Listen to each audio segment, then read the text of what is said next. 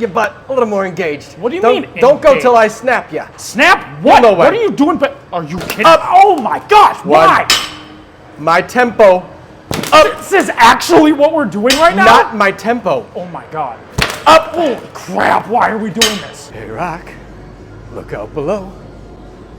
Here it comes. That's not what those bands are used for. You're telling me that doesn't make you happy? Well, kind of happy. That's still not what they're supposed to be used for. Jeremiah, that's not what those flat bands are for. Yeah, it is. You're gonna ruin them. Working fine for me. Weird. Good boy, you did great. You did great, Winston. Hello everybody, I'm Dr. Ben Quist. And I'm fitness expert Jeremiah Kruger. And we're here to talk to you about the right way to use flat bands. I guess. Today we're going to go through 10 flat band exercises that are very unique. You might never have seen these before. I hardly saw it even before. He came up with these. These exercises can either be cherry picked out and used in your routine with other modalities like free weights, dumbbells, things of that nature, or you can do this workout as a standalone workout with flat bands and it'll work your full body. You'll be surprised how effective bands can be for a muscle strength building workout. All right, let's go.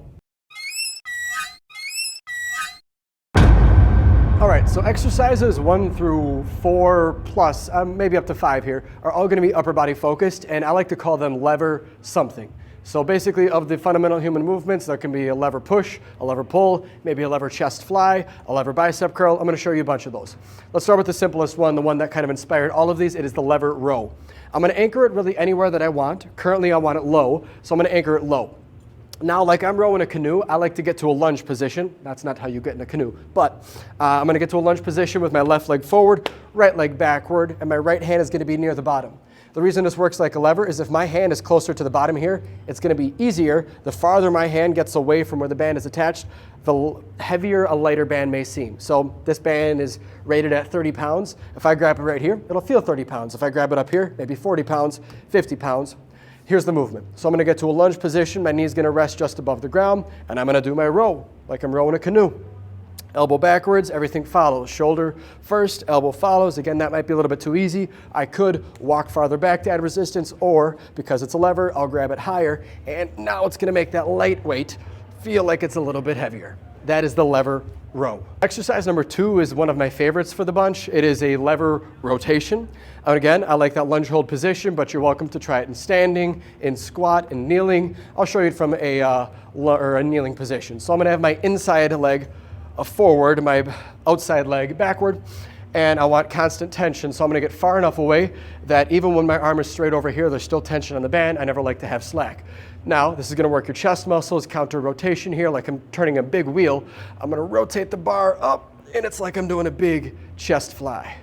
Rotate the bar up, stack it vertically in front of me. Big chest fly here. If I stand up, my legs work a little harder. I can also feel those obliques, those anti-rotation muscles working pretty hard.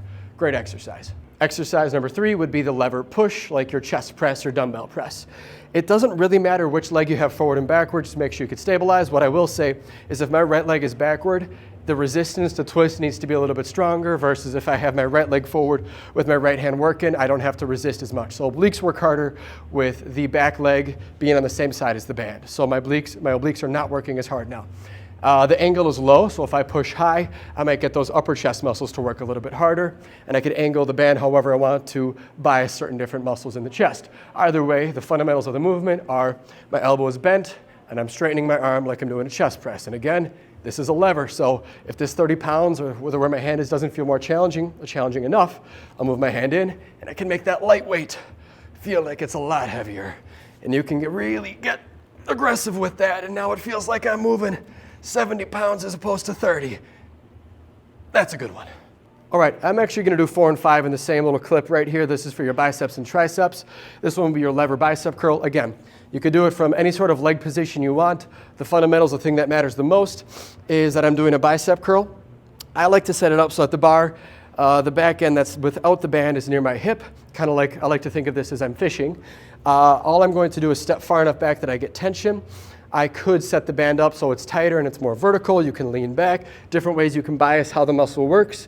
But at the end of the day, I want to keep my elbow in front of me and bend my elbow, bicep curl. And wow, That one really engages the bicep. The goal is to make sure that my arm, my shoulder is not involved. All that's happening at the fundamental level is the elbow bends and the elbow straightens. It's a lever. I can make that light band feel a whole lot harder. All right, so I changed my mind. I want to show you this one. I think this is such a valuable exercise. It's got to be its own thing. It's anchored up high. This is going to change it a little bit. This would be my tricep press down. The band side is on my left hand. The non-band side is on my right side. I'm going to place the bar on my right leg. It's a lever. It's going to rotate there. I believe that would be called the axis or the fulcrum. It's going to rotate from that point. I'm going to pull my elbow, my shoulder backwards, and my elbows are going to stay at my side like you would for any sort of tricep press down. And all I'm doing is straightening my elbow and bending my elbow. Straighten my elbow, bend my elbow. This is a lever. I can move my hand. I can move a little away, and I can make that light band feel like a much heavier band. And or I can stretch the band more and move farther backward. Either way, one of my favorite tricep exercises to do with a band and a bar. So this next one, for lack of a better term, is a very athletic movement. It combines a whole lot of movements in one. I really like it for that reason. My suggestion is you have a lighter band as your attachment point, and you attach a heavier band to the lighter band. I can show you that in a second clip here in a moment. But I love this lunge hold band movement. So my starting position is going to be that lunge hold, opposite arm, opposite leg, meaning my left hand is with the band, my right leg is down. I'm going to start with a row. I want to be far enough back that, again, there's tension from the get-go. I'm going to start with my row. I'm going to grab where the bands attach. I'm going to turn my body into a lunge hold facing the other way, and I'm going to turn that into a press. So I get to combine a lunge hold, shifting the focuses of each leg, and I get to combine a row and a press into one movement. This is one of my favorite warm-up exercises, depending on the intensity you put on the band. Great movement. You start by looping the band around itself, around your attachment point, and then you'll put the other band through this band. I like to have it doubled up. Then grip-wise, the most comfortable thing, I personally believe, is wearing it like a bracelet and then looping your hand. I honestly don't even have to grab it here, but I do like to for extra security. You could just keep your hand open, and that band's not going anywhere. All right, so among my clients, this is a crowd favorite, and by favorite, I mean everybody hates it, in that it's a phenomenal exercise. You know it works. So I call it a banded quad burner. A quad burner, at its fundamental, basically starts in tabletop or bear pose, and either with a jump, a straight leg extension, or taking away that jump, you press the back of your knee to the sky. It's basically doing a leg extension. Your quads work very hard. We call it a quad burner. It burns the quads. Here's how you make that worse. So you take the band.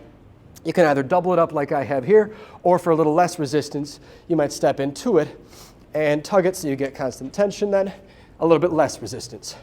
Either way, it's pressing up against the back of my legs. If you're a gentleman with some hairy legs, I suggest wearing pants. If you're someone with skin, I suggest wearing pants. Otherwise, it's going to get a little uncomfortable in the back of your leg.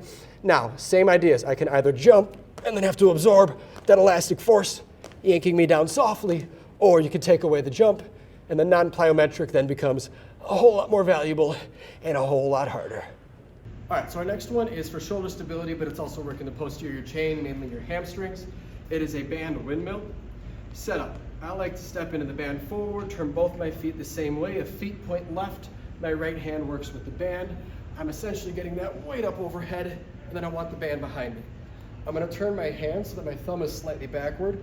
Now my goal is to get my hips to stay inside the strands of the band, keeping spine neutral. I'm going to pull my butt backwards, look up to my hand, and make sure it's always reaching for the ceiling. Knees are allowed to have a little bit of a bend.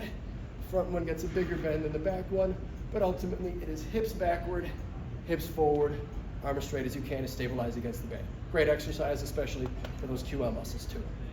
All right, so our next exercise is a single leg RDL with many different variations. The basis of it that I want you to take home is that when most people do a single leg RDL and they have weakness or an imbalance or something, one of the most common errors is the upward rotation of the hips with whatever leg is elevated. So if I were to do it wrong real quick, my right butt cheek is going to go upward. A lot of people get that wrong. We want at least level hips, but I'm going to exaggerate that to get a bigger stretch because I want to work the side of my butt a little bit harder. I'm going to step far enough back that even when I bend forward, I can keep tension in the band. And now, to exaggerate it, I'm going to dip my right hip down, the exact opposite of what it wants to do. You'll notice you get a really, really big stretch in the outside of that butt cheek. Stand back, return to neutral. Making sure we're maintaining spine neutral the whole time.